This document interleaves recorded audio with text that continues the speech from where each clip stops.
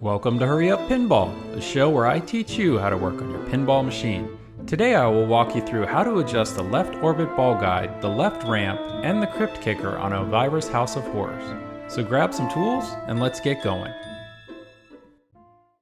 I recently purchased an Elvira's House of Horrors and absolutely love it. It is a fantastic game and one of the few that is bolted to the floor in my house. After putting in several hours worth of games, I noticed a few items that needed tweaking. It is fairly common for a new unboxed pinball machine to need a few adjustments after unboxing, and I wanted to document the adjustments I made in case you found yourself having the same issues. For these adjustments, you will need a Bally rubber post sleeve, the Pinball Life left ramp crate fix plastic or 2 small washers, and some 3M double-sided tape. I will provide a link in the description in case you are interested in ordering these items. The first thing we will be adjusting is the left orbit ball guide.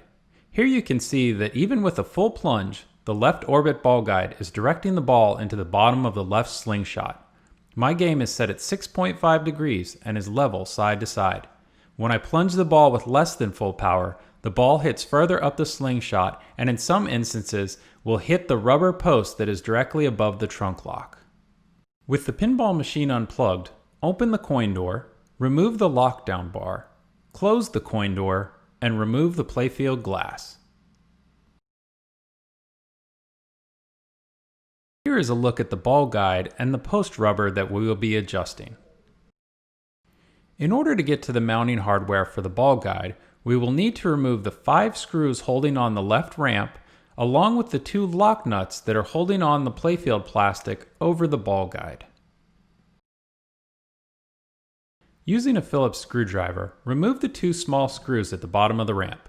If you have a telescoping magnetic tool, use it to grab the screws once they are loose. Next, remove the 2 screws at the top of the ramp. Make sure to remove the top screws and not the one holding on the sensor. Last, remove the screw that is attached to the metal post. Be sure to place all your screws and nuts in a safe place like a magnetic nut bowl. Since the sensor is still attached to the ramp, along with the light, you cannot completely remove the ramp section. You can set the ramp to the side and gain access to the plastic underneath. I rested the ramp on the metal post, but make sure to place a clean rag on top of the post to avoid scratching the bottom of the ramp.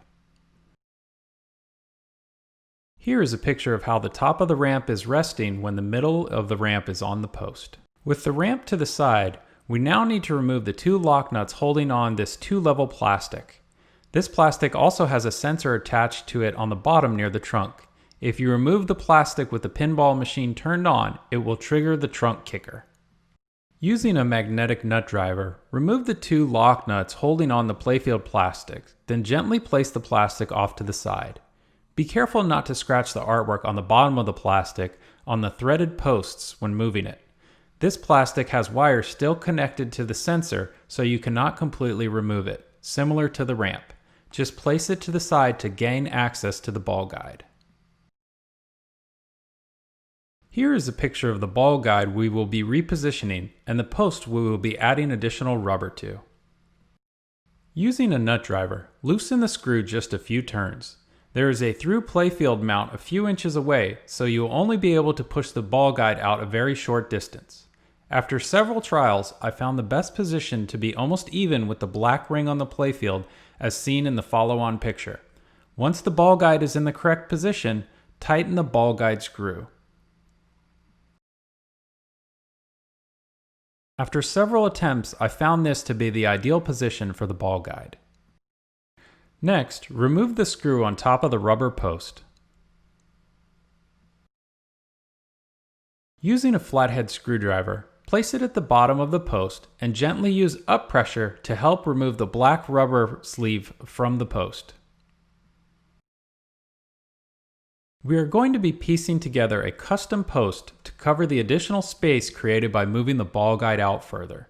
To do this, you will need a Bally style post, which is slightly larger than the rubber post used by Stern.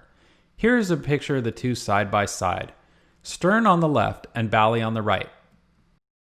You want to take the Stern post rubber and insert it into the hole in the Bally rubber. Take your time and wiggle the Stern post back and forth until it is completely inserted. The stern post is slightly taller and will stick out a bit on one end. For demonstration purposes, I'm using two different colored posts here. I wanted you to be able to see how I insert the post into the larger Bally Williams sleeve and the tools I use to help do this.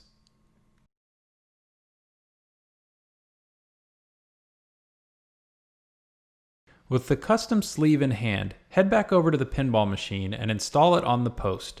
The custom sleeve will now close more of the gap on the ball guide we moved out and protect the end of the ball guide from ball strikes better than the standard post. Now reinstall the screw on top of the post. Here is how it should look once installed. You can see that the gap is much smaller than with the standard post. This gap is similar to the gap between the ball guide and the post on the right side by the Crypt kicker. With the custom rubber installed, it is time to reinstall the playfield plastic and the ramp. Be careful when installing the plastic so as not to scratch the artwork on the threaded posts. Also make sure both threaded posts have the washers on them before installing the plastic. Now use your magnetic nut driver to reinstall both lock nuts. As you can see in this picture, the ball guide will stick out a little bit from the playfield plastic. Now reinstall the 5 screws holding on the left ramp. Start with the small screws first, but do not completely tighten them down yet. We will be adding a plastic spacer from Pinball Life to assist with the transition from the upper ramp section to the trunk. Now take the plastic spacer from Pinball Life and slide it between the bottom of the ramp and the metal mounting bracket. In lieu of using this bracket, you may be able to use small washers as well to raise the height of the ramp. Now tighten down all of the screws on the ramp. Do not over-tighten the small ramp screws or the post screw as it can crack the ramp plastic. Here you can see how the additional height from the spacer can help with the transition to the trunk lid and keep the ball on the ramp. After making this adjustment, you can now see the ball feeds properly to the left flipper. It is still possible when the ball comes out of the left orbit at a very slow speed for it to make contact with the left slingshot. For this next adjustment, I want to preface this by saying that I had already made the adjustment to this post prior to shooting this video. In order to replicate the issue I was having for demonstration purposes, I needed to add back the height I had grinded off of the metal post on the lower section of the ramp. To demonstrate the issue I was having, I used 2 small spacers on top of the metal post between the ramp and the top of the post. You can clearly see the marks on the post from my vice grips since I had already cut it. Because this post was a tad too high, a small portion of the ramp plastic was higher than the rails of the trunk on one side.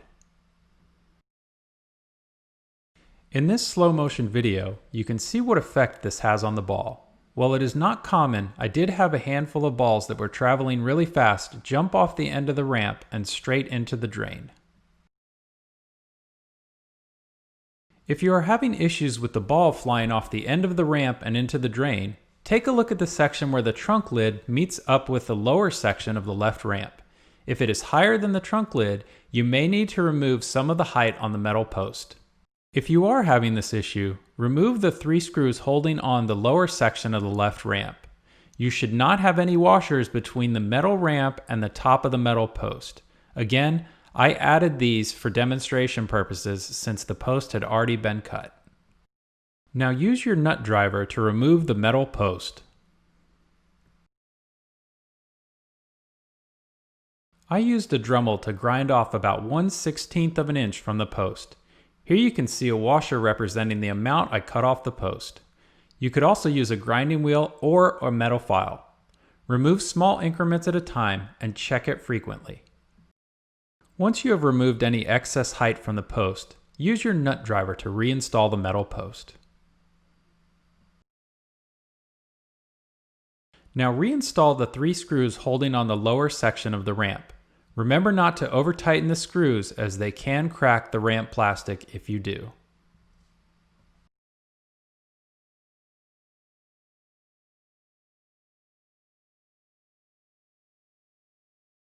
Here is a picture of the transition from the trunk lid to the lower section of the ramp, when the lower section of the ramp is at the proper height. Since I have installed the plastic spacer and grinded a little bit of height off the metal post, I have not had any air balls jump off of the ramp or into the drain. This last adjustment will be for the Crypt kicker. I noticed the ball would sometimes kick out and into the slings, and sometimes it would kick out and hit the top of the trunk targets. If you are having this issue, all it requires to fix is a small piece of double-sided 3M tape. The recommended size is 3/8 of an inch by 1 inch long. We will be installing this double-sided tape on the right side of the VUC. The tape helps guide the ball straight when exiting the Crypt kicker. Use a pair of scissors or an X-Acto blade to cut a 3/8 of an inch by 1 inch long piece of double-sided tape. Use a pair of tweezers and place the double-sided tape on the right side of the VUC. The tape should be placed starting with the notch on the Crypt kicker and should not extend up into the curved part of the kicker. Here is how it should look once installed. Do not remove the red backing that faces outward on the Crypt kicker. Here you can see that the modified Crypt kicker is now constantly firing the ball into the trunk targets. If you need to adjust the power on the Crypt kicker, it can be found under the Service menu, Adjustments, Feature Adjustments, and is adjustment number 229. I currently have mine set to 200. With the modifications complete, reinstall the playfield glass and lockdown bar, open the coin door and do the latches, and then close the coin door. Don't forget to play a few test games to double check your work. This is Craig with Hurry Up Pinball, and I wanted to say thank you for watching. If you enjoyed this video, show your support for Hurry Up Pinball and click the subscribe button. We can also be found on Facebook, Twitter, and Instagram under Hurry Up Pinball.